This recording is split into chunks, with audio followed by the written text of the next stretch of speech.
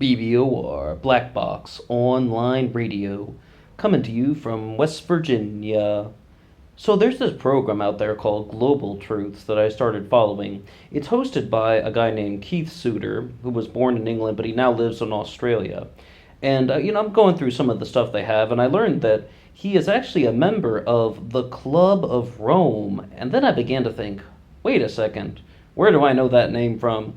Oh yeah, because it's mentioned throughout countless, pieces of literature associated with conspiracy theories. I was about to hesitate when I was saying that term there, but yes, it is. It's really connected to a lot of things of dealing with secret societies, or perhaps just the concept of excessive lobbying by elite circles. What really is the Club of Rome?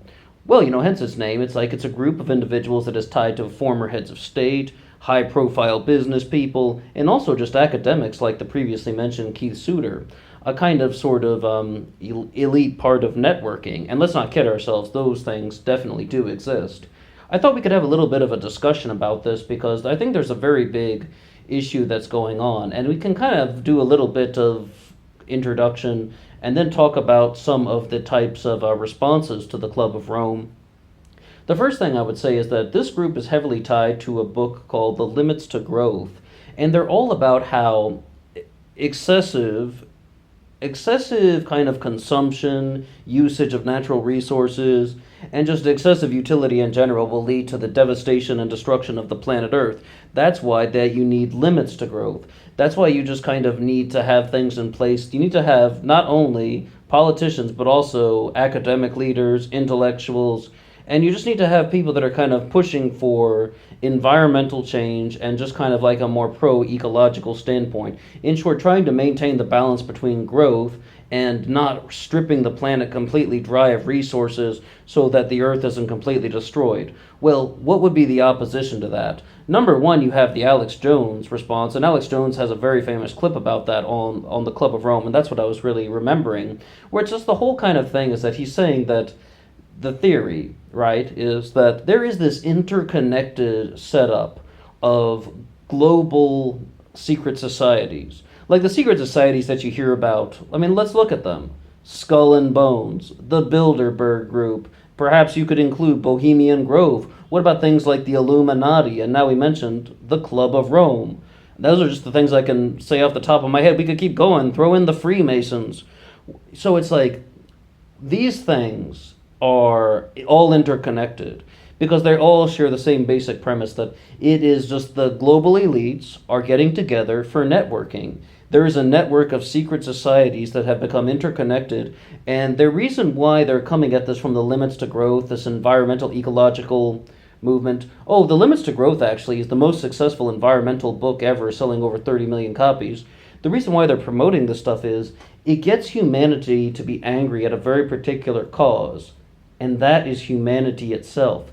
You get mad at yourself for consuming, oh no, I consume natural resources today, therefore humanity is bad. So then people are going to it's creating this notion that we need fewer people in the world, people need to die for the earth, reduce the excess population. And there's even a line about Ebenezer Scrooge saying this in A Christmas Carol. That's like coming from the Malthusian thinking of the time, the publication that had been put out. This has been going on for a very long time. And, I first heard about it, through a variety of sources, but I would say that there's that theory that Malthus was inspired by the Italian Giovanni Giammaria Ortes, who wrote The Carrying Capacity, saying that the Earth's population could not exceed 3 billion people, which was, of course, blatantly false. We have way more than 3 billion people. But the thing is, the reason why that became such a practical narrative for the global elites is the small population is better for them because it's easier for them to control massive amounts of people, and it's also easier for them not to give resources to everybody. And they kind of create the narrative that if everybody had a house and 2 cars or something, every family in the world, think about all the places in Africa, the Amazonians, if we all had a house and 2 cars for everybody, then the Earth resources would be absolutely depleted, but it also means that they wouldn't be rich anymore, they wouldn't be the oligarchs anymore, they wouldn't be the powerful anymore. So there's that aspect of it too. It's a beneficial narrative to the elite circles, the stuff from Ortes. But it was Alex Jones who said that it actually comes from Plato, and there's a very similar line in Plato, and I forget how it goes exactly, but it's talking about something similar to a carrying capacity that the world cannot exceed a certain population. But when Alex Jones was interviewing Webster Tarpley, which he used to do very frequently, he doesn't do anymore, Tarpley was like, no, absolutely not. That's not how the Malthusian thing originated. That came from copying the writings of Ortes. And the theory is also that Jeremy Bentham and James Mill also plagiarized the writings of Ortes, but you could throw in John Stuart Mill there, but I would take exception to that because I think he's a little different. To get away from that and get back to the Club of Rome, the limits to growth, this statement that we have to have limitations on what human beings are putting out there, and just the kind of expansion of our mechanical engineering, the expansion of what we're doing with natural resources, mining, and now we're dealing with things like fracking. Maybe your community has something to do with rock wool, but it's also like just the entire concept of human beings are consuming natural resources in an excessive amount, especially, what about other things, not only consumption, emissions, CO2 and carbon dioxide. How about plastic in the oceans? Are these things not real? Well, when I was watching a video from, like, the stuff they don't want you to know, the things they don't want you to know, that one channel, maybe you've seen it, they did an episode on the Club of Rome, but they were citing arguments from the Lyndon-LaRussa movement. And they were saying that the Lyndon-LaRussa movement is very much opposed to the Club of Rome, and people in the comments section were tearing them apart for kind of mentioning Lyndon LaRouche at all. And their whole stance is, this is the LaRouche movement response to the Club of Rome, is that you cannot have limits to growth. It's bad to have limits to growth because of everything that Alex Jones said. They agree with all that. But it's like you don't want growth to be limited because that does not benefit the working individual. That does not benefit the average everyday commoner. That does not benefit the person who is not in the mega rich circles. You need growth to be unlimited so you can have things like linking the country together through infrastructure projects, kind of going at this in the sort of Hamiltonian tradition of the Bank of the United States to borrow money for what? For infrastructure projects to link the country together. Think about transportation centers. So the average everyday worker can now think, oh, I'm going to take the high-speed train and work in this part of the city or work in the next city over there. The creation of more airports, not to mention just the unity of humanity. And like the Lyndon LaRouche movement has a very big argument that growth is intentionally shut down by global elites because they want to preserve the existing power structure purely for themselves. They don't want it to change because if it benefits everybody, once again, they aren't the elites anymore, they aren't relevant anymore, and they don't have the power dynamic. Now, let's put out some counterbalance to this to talk about the limits of growth, because that's really the thing we're going with here. Why is it so hard to believe that people have a problem with cutting down forests to put a parking lot there? Or if you actually want to kind of look at a more realistic thing with the Lyndon LaRouche arguments and the Alex Jones arguments, why do the people have a problem with cutting down the forest to build a train station or an airport or an airfield? I mean, there are people out there who are genuinely passionate about the forests and the forest animals. Even for it's a whole range of things. They think that they don't want contaminants in the soil and pollutants in the groundwater.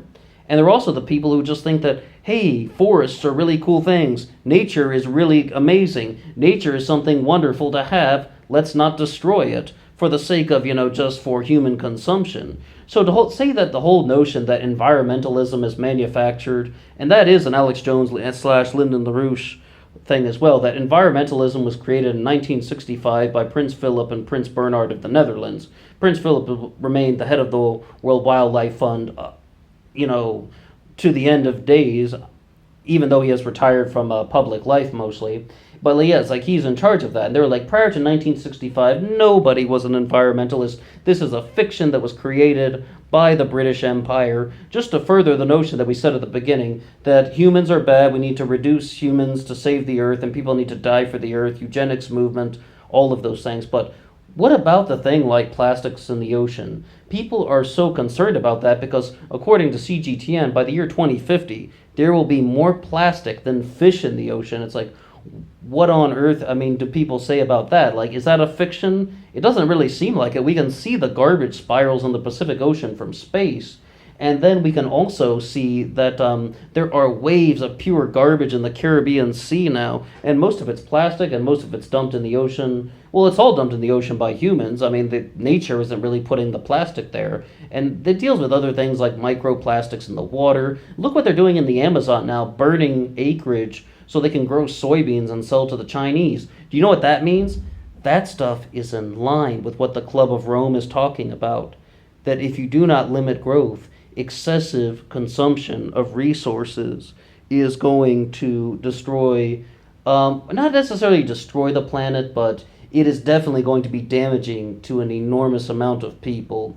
One thing, though, about this, and I don't know if this is popular or unpopular, is that perhaps people like Alexandria Ocasio-Cortez and Beto O'Rourke went too far because they were kind of pushing this narrative that we have only 9 to 12 years left, that the Earth is not going to be habitable in 9 to 12 years or something like that. AOC came out and said that she was joking when she said that, though, but still a third of America thought she was dead serious and is now writing on poster board with their Sharpie pens. And it's like, they really thought that she was very much serious about it, that we only have 12 years left before the world is going to be just in like a very state of environmental turmoil. On a personal level, I don't think it's that extreme. But you're going to talk about the Club of Rome. You do have people advocating for this particular type of change. And I would say that the Club of Rome and their publication about the limits to growth is quite different than that of John P. Holdren and Ecoscience. That one's a little bit darker and a little bit more anti-human. Ecoscience is available online for free, by the way. But the thing with the Club of Rome is that you have people that are pushing a narrative that I don't think is entirely false.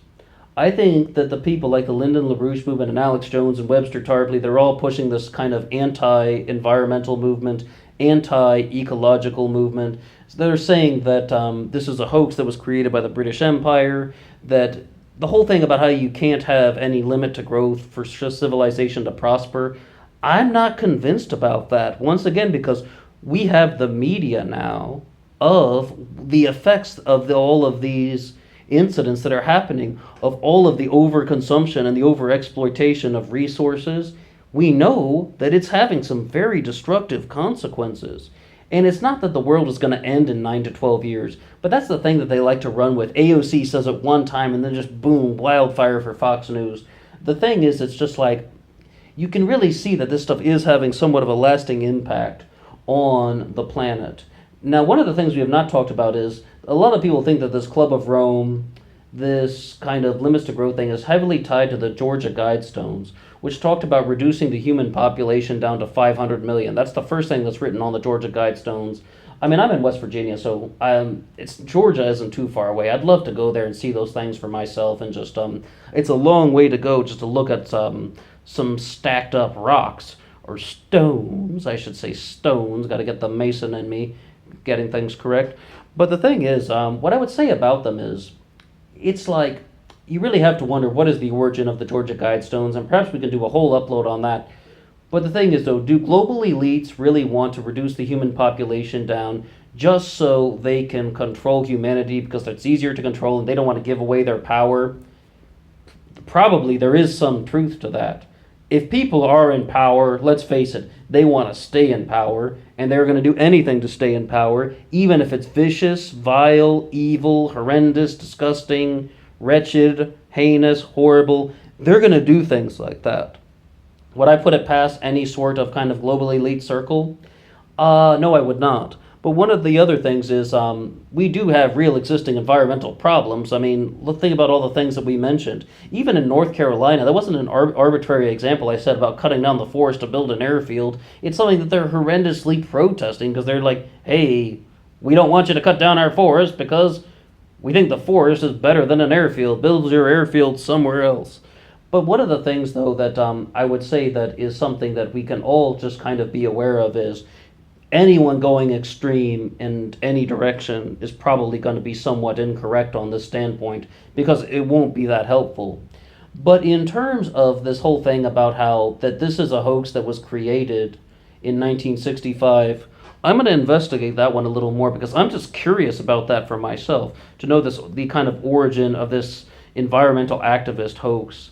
I mean, like it's a theory that's been widely discussed by a wide variety of sources, but we're going to talk secret societies like the Club of Rome, the Masons, Illuminati, all of this stuff. Remember what we said about super conspiracies on this channel before. When you try to link together all the different theories and put them all together in one place, it has a lower likelihood of being true purely for the sake of probability. Purely for the sake of probability that all of these groups are working together. Yeah, some people could be conspiring to do something, but once every single thing is all interconnected in a giant global network, lower likelihood of being true. Numbers are not on your side with that. What do you think about secret societies, and what do you think about everything we said about the type of environmentalist world-ending hoax? What is your take on the subject? I'd love to hear from you. Until next time.